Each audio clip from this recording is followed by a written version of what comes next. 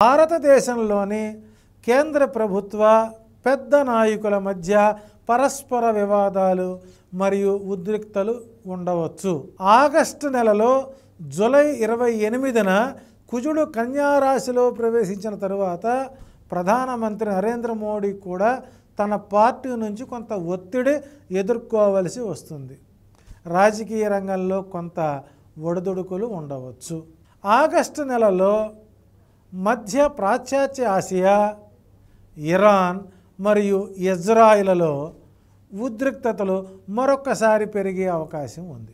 Israel యొక్క కన్యా లగ్న జాతకం నడుస్తున్నటువంటి రాహు మహాదశ మరియు సంచార సమయంలో శని కుజుల యొక్క సమసప్తక యోగం ఆగస్టు నెలలో యెమెన్ హౌతీ తిరుగుబాటుదారులు మరియు ఇరాన్ ఇజ్రాయిల్పై దాడి చేయవచ్చు అని జ్యోతిష్య శాస్త్ర సూచనలు ఇస్తున్నాయి.